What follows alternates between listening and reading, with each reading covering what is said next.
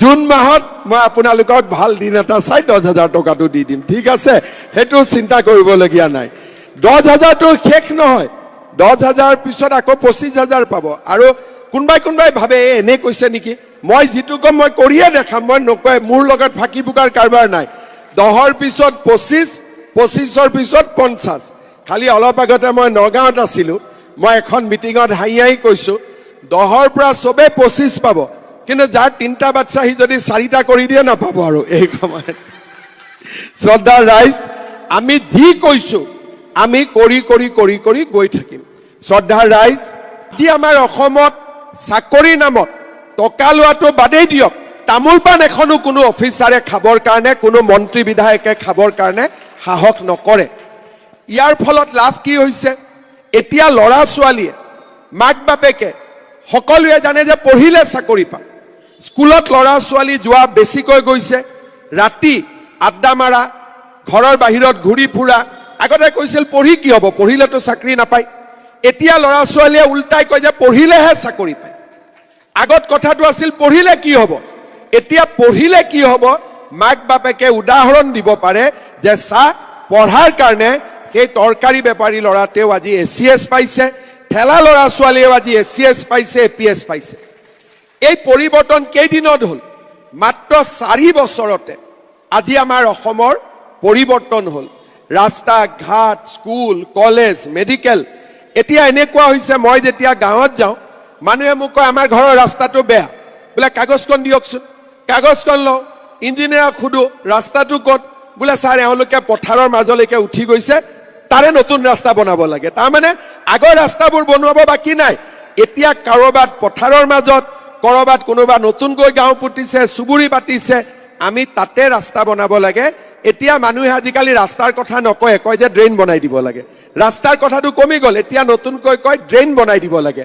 এইটো হৈছে আমাৰ পৰিৱৰ্তন, যে লাহে লাহে আমাৰ চিন্তাধাৰা ওপৰলৈ গৈ আছে। কংগ্ৰেছৰ দিনত আমাৰ আঁচনি কি আছিলে? লুঙি, ধুতি, সূতা, আঁঠুৱা, কম্বল। বেলেগ জেগাত বাদ দিয়ক, আধাৰা পলাশবাৰীটো মোৰ মনত আছে। কংগ্ৰেছৰ মিটিং পাতিলে মহিলাবিলাকক কয় মিটিঙত আহিব, সূতা দিম বুলি।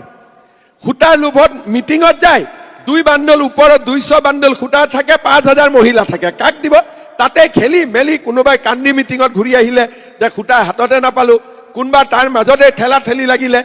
এনেকুৱা পৰিৱেশ আমি নিজৰ চকুতে কিমান দেখিছোঁ। আজি আমি সূতাও বন্ধ কৰিছোঁ, কম্বলো বন্ধ কৰিছোঁ, লুঙিও বন্ধ কৰিছোঁ, ধুতিও বন্ধ কৰিছোঁ। তাৰ জাগাত আমি অৰুণোদয় দিছোঁ। ধুতিখন লাগিলে নিজে বজাৰৰ পৰা কিনি ল। আমি গৈ পেলাই লাইন পাতিব নালাগে। যদি সূতা কাৰোবাক লাগে তাৰ পৰাই কিনি ল।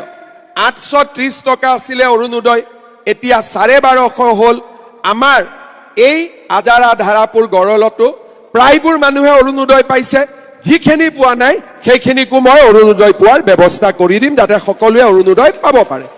ক'তো অসুবিধা নাই, দুখীয়া মানুহৰ পোৱাত ক'তো অসুবিধা নাই। বিনামূলীয়া চাউল আহিলে, আমাৰ ল'ৰা ছোৱালীৰ কলেজত বিনামূলীয়া এডমিশ্যন হয়। আয়ুষ্মান ভাৰত, আয়ুষ্মান অসমৰ কাৰ্ড আছে, চিকিৎসা হয়। কিডনি ডায়েলিচিছো আমি বিনামূলীয়াকৈ কৰিব পাৰোঁ, ক'তো আমাৰ কষ্ট নহয়। কলেজত এডমিশ্যন ল'বৰ কাৰণে আগতে গাঁওবুঢ়া চাৰ্টিফিকেট লাগিছিলে, মৌজাদাৰৰ ইনকাম চাৰ্টিফিকেট লাগে। এইবাৰ মই নিয়ম বদলাই কৰিছোঁ যে কলেজত নামভৰ্তি কৰিবৰ কাৰণে কোনো ইনকাম চাৰ্টিফিকেট নালাগে, ৰেচন কাৰ্ডখন দেখুৱালে আমি বিনামূলীয়াকৈ এডমিশ্যন পাই যাম। তাৰমানে নিয়মবিলাকো লাহে লাহে লাহে লাহে কমাই আনিছোঁ। আমাৰ মাজত দুখীয়া মানুহ আছে, বোলে চাউলখিনিতো পালোঁ, কিন্তু দালিৰ দাম 90 টকা, বোলে চেনিৰ দাম 90 টকা। এইবাৰ মই এইটোও চিন্তা কৰিছোঁ যে 1 অক্টোবৰৰ পৰা দালিৰ দামো 30 টকা কমত দিম, চেনিৰ দামো 30 টকা কমত দিম, নিমখৰ দামটো 10 টকা কমত দিম। তাৰপিছত মোক বহুত মহিলাই কয় গেছৰ চিলিণ্ডাৰৰ দাম বহুত বেছি হৈছে, হয়নে? 1000 লাগে, 1050 টকা লাগে। 1 অক্টোবৰৰ পৰা আপোনালোকক গেছ মই 650 টকাত দি দিম। আৰু যাৰ যাৰ প্ৰধানমন্ত্ৰী উজ্জ্বলা গেছ আছে তেওঁলোকক গেছ 250 টকাত দি দিম। তাৰমানে কংগ্ৰেছৰ দিনত আছিলে লুঙি, ধুতি, সূতা, আঁঠুৱা, কম্বল। আমাৰ দিনত হ'ল অৰুণোদয়। আমাৰ দিনত হ'ল প্ৰধানমন্ত্ৰী আৱাস যোজনা, জিঅ' টেগিং। এতিয়া নিজৰ জিঅ' টেগিং নিজে কৰিব পাৰিব, বেলেগক কোনো হাত দিব নালাগে। নিজক যদি কাৰোবাৰ ঘৰ লাগে নিজৰ টেগিং কৰিব পাৰিব। আজি লাহে লাহে আমাৰ অসমৰ পৰিৱেশবিলাক আমি পৰিৱৰ্তন কৰি গৈ আছো। মানুহৰ আৰু এটা খৰচ হয় ক'ত, আজিকালি ইলেক্ট্ৰিচিটিৰ বিলো বেছি আহে, তাতো মানুহৰ কষ্ট। 1 এপ্ৰিলৰ পৰা ইলেক্ট্ৰিচিটিৰ বিল মই 1 টকা কমাই দিছো। এইবাৰ বিলত আপোনালোকে দেখা পাব, আৰু নৱেম্বৰত মই আৰু 1 টকা ইলেক্ট্ৰিচিটিত কমাই দিম। তাৰমানে দুখীয়া মানুহ, মিডিল ক্লাছ মানুহ, অকল দুখীয়াই নহয়, মিডিল ক্লাছ মানুহৰো যিমান কষ্ট লাহে লাহে কমাই কমাই আমি আনিবৰ বাবে চেষ্টা কৰিছো। কলেজত এডমিশ্যন ল'লে 10,000 টকা লাগে, ৰেচন কাৰ্ড দেখুৱাওক এডমিশ্যন পাব।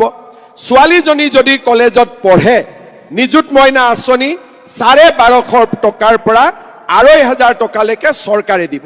নহ'লে ছোৱালীজনীক পঢ়াব কোনে টকা দিব লাগিছিল? দেউতাকে দিব লাগিছিলে। এডমিশ্যনৰ পইচা কোনে দিব লাগিছিল? দেউতাকে দিব লাগিছিলে। এতিয়া ছোৱালীজনীৰ পঢ়াৰ দায়িত্ব চৰকাৰে লোৱাৰ কাৰণে দেউতাকে সেই টকাখিনি ঘৰৰ বেলেগ কামত খৰচ কৰিব পৰা হৈছে নে নাই? এতিয়া গেছৰ দাম যদি 300 টকা কমি যায়, চাউল দালি নিমখ তেলতো যদি আৰু 200 টকা কমি যায়, এই বাচা 500 টকাওতো আমাৰ ঘৰৰ কামতে দেউতাকে ব্যৱহাৰ কৰিব পাৰিব। অৰুণোদয় পালো 1250 টকা ঘৰৰ কামতে ব্যৱহাৰ হ'ল। ইলেক্ট্ৰিচিটিৰ দাম কমিলে, 100 টকা বিলৰ দাম কমিলে, সেইটো ঘৰৰ কাৰণে বাচি গ'ল। তাৰ মানে হিচাপ কৰিলে দেখা পাব যে চৰকাৰে আমাৰ পৰিয়ালত 2,000 টকা এতিয়া খৰচ কমাই দিছে। 1250 টকা অৰুণোদয়, 350 টকা গেছৰ চিলিণ্ডাৰ, তাৰমানে ডাইৰেক্টলি 1500-1600 হৈয়ে গ'ল। আৰু ইলেক্ট্ৰিচিটি, নিমখ, তেল, নিযুত মইনা এইবিলাক আছেই। এতিয়া মই এইবাৰ আৰু এটা কাম কৰিব খুজিছো। আমাৰ স্কুলত মেট্ৰিক আহে, ল'ৰা ছোৱালীয়ে গাখীৰ এগিলাচ খুৱাই পৰীক্ষা দিব পাৰিলে মাক বাপেকৰ মনটো ভাল লাগে। কিন্তু বহুত গাঁৱত ল'ৰা ছোৱালী আছে 1 লিটাৰ গাখীৰ কিনিব মাক দেউতাকৰ পইচা নাথাকে। এইবাৰ মই কি কৰিছো, যিমান ল'ৰা ছোৱালীয়ে মেট্ৰিক দিব, মেট্ৰিক নোহোৱালৈকে সিহঁতক মাহত একাউণ্টত 300 টকা দিম, যাতে অন্তত 2 গিলাচ গাখীৰ কিনি হ'লেও খাব পাৰে।